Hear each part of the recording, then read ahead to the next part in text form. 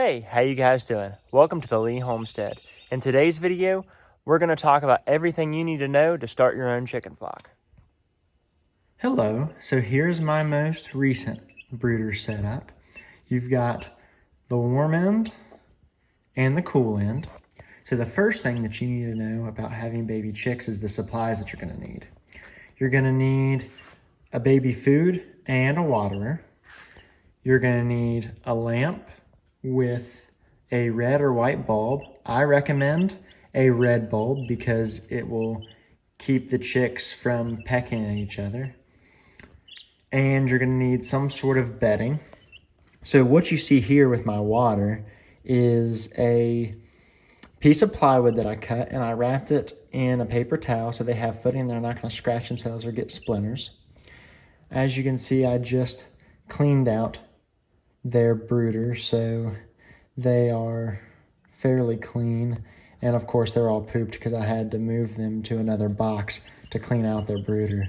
So they're a little bit tiring. Some of the other stuff you're gonna need is Save a Chick electrolyte powder to help hydrate them. I always give them a probiotic that you can mix with the electrolyte powder.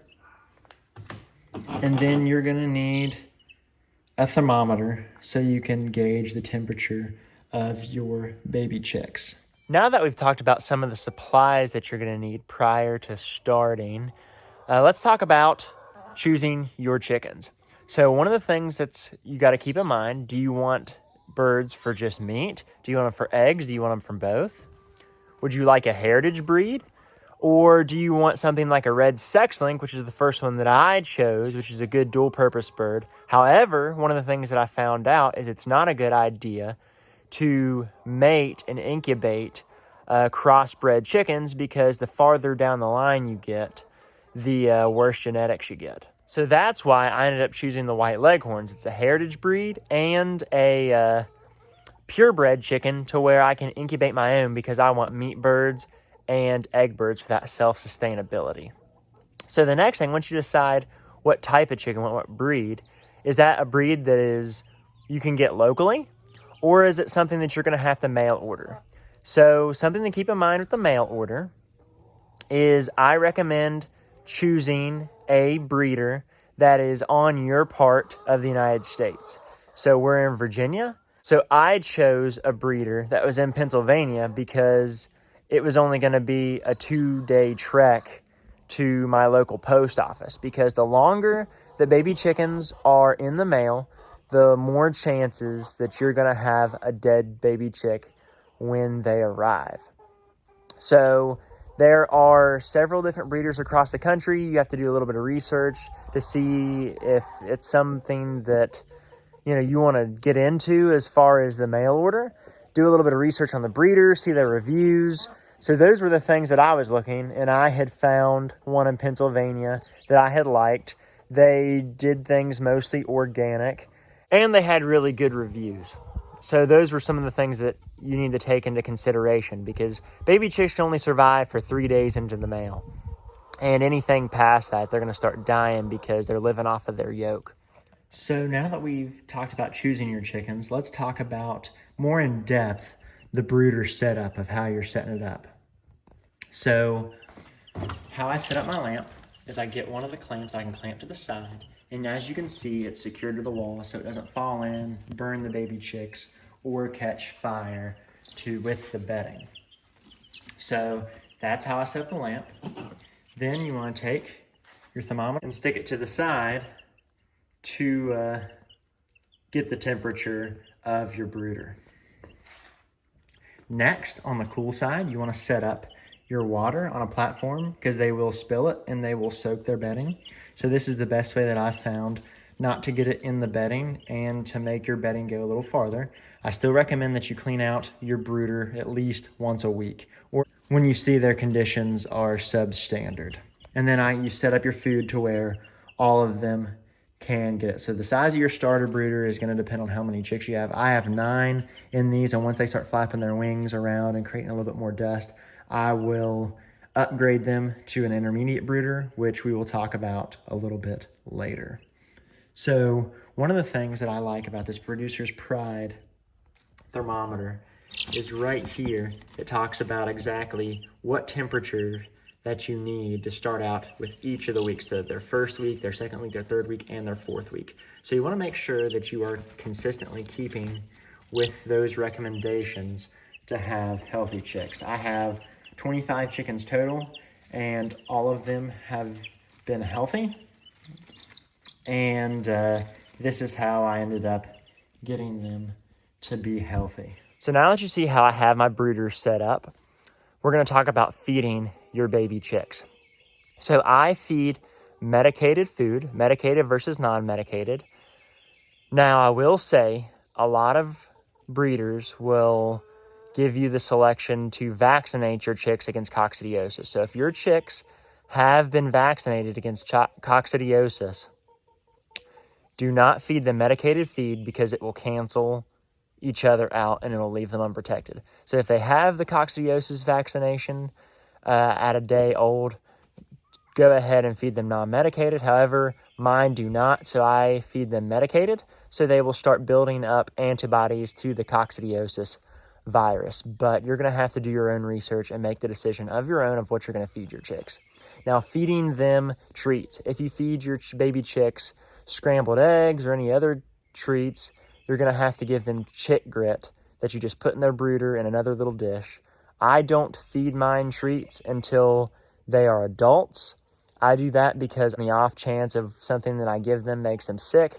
Everybody's different. That's just a choice that I've made. There's nothing wrong with giving your chicks treats. I just don't do it until they're adults and they're in the run where they have access to pebbles and grit, and so you don't have to monitor and make sure each one is getting grit. But it's up to you whether or not you give them any type of treats or anything of that nature until adulthood or as their chicks. People do both. I've seen them do both, and the chickens turn out well either way.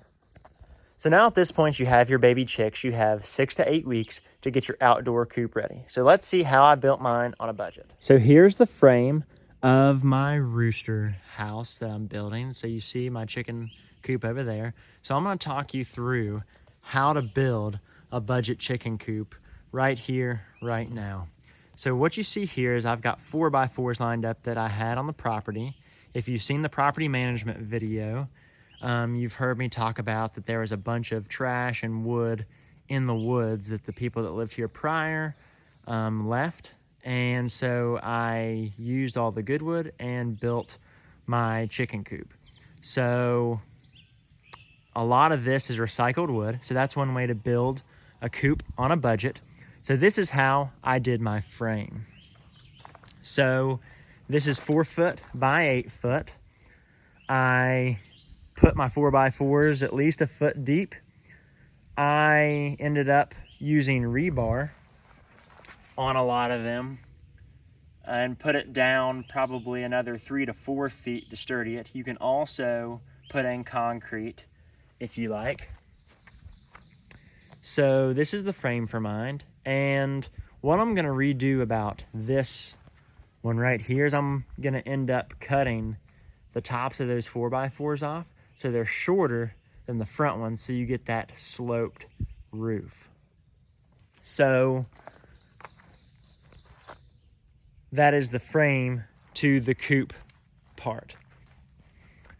Now over on this section is my run, and I put the 2x4 across the top, and I'm going to add 2x4s to this group in this set because we have really bad hawks here. And how I'm going to show you on my other coop that I built how I use the netting over top to prevent hawk attacks from killing your chicks. So now you want to build doors with nesting boxes in mind. Yes, I still need to paint this coop, and this coop really does need cleaned out. Hey chickies, how you doing? See, these are my red sex-link chickens, and they are doing wonderful. They're just starting to lay eggs, so we are now starting to reap the benefits of our hard work. So how I set this up so predators can't get in is I put a latch, and here are our nesting boxes. So I set up nesting boxes using the milk crates. Hey, how you doing? And my food and waters and my roosting bars. So with the front door, I ended up going with 3 latches to keep the door shut, my vent on top, and I put electric around the coop to keep predators out, and it's very effective. I am powering it by solar powered, and this is American Farm Works solar panel from Tractor Supply. So how I predator proof the top is, as you can see, I did not use 2x4s for this one, so I had to use ropes to tie it. But I put the chicken wire over the top to prevent hawk attacks, and it has done excellent. And the chickens have plenty of room to run around their coop. And as you can see, I built a board to allow them to come in and out without slipping. And as you can see, they're able to go up and down it pretty easily. So how I ended up doing my flooring, I did a wood floor with straw on the floor to keep them insulated, and so they're able to nest. I hung a hook up there to hang my water, and screws on the sides to hang my feeders. And then I used OSB for the roof. What I'm gonna do on my future one is to build, hey, how you doing? I'm gonna put a corrugated metal roof on the top to make it easier. Hey, how's it going? So now that I've showed you my chicken coop and a little bit of how I built it, let's talk about transitioning your chicks from the brooder to the adult size chicken coop. So what you're looking at now is the start of the intermediate brooder that I'm building for my current chicks. So what I'm gonna do is I'm gonna take the tarp and fold it up along the sides so they can't get through these right here. You can use a box, you can use really a number of things. You can use, as long as it's big enough to hold it. So one of the things that I'm gonna put over top is chicken wire to keep them from flying out too. Because at 6 weeks, your chicks are fully feathered out and they will fly out of your brooder if you're not careful. So I'm gonna put the lamp and latch it on the side and have this set up as their brooder. So that is what I'm planning to use as my intermediate brooder this time. The last time I just used a cardboard box that I put together using tape and staples, and it seemed to work really well. So I'm gonna post an updated video of that intermediate brooder once I actually transition my baby chicks to the intermediate brooder and show you a little bit how I set it up.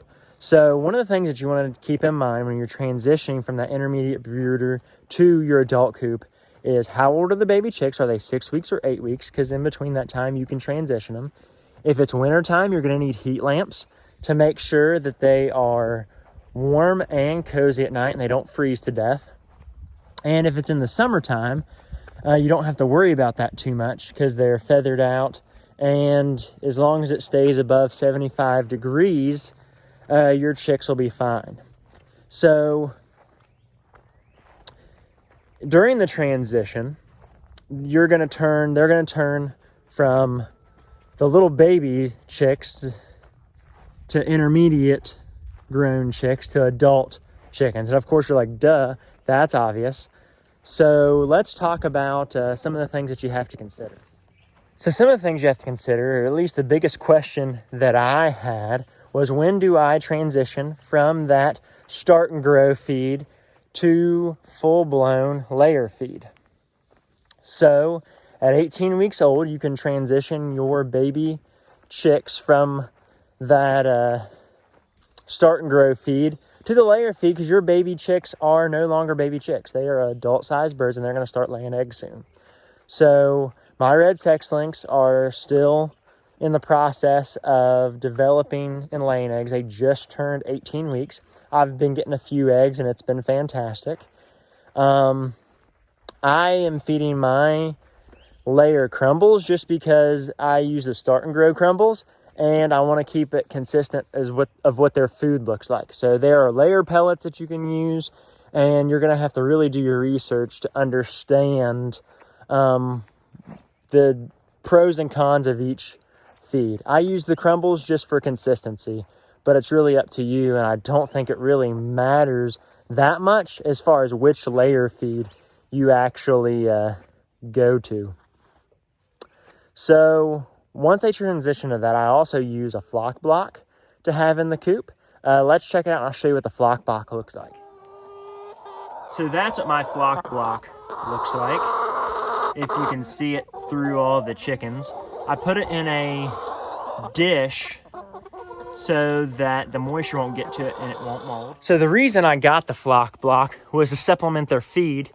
So they had something to snack on in between feedings, and something that was on their run that they could enjoy that was additional. So they absolutely love it. As you can see, they're all underneath the coop. One of the things that you want to keep in mind is put it in some sort of plastic dish so it doesn't get moldy, and to keep it out of the rain. So put it in a place on your run that they can get out of the rain and the hot sun. So that is how I transition my baby chicks into adult birds. If you think I missed something, or you want to share some of the stuff that you do with your flock, please put it in the comments below, and I'll see you guys next time.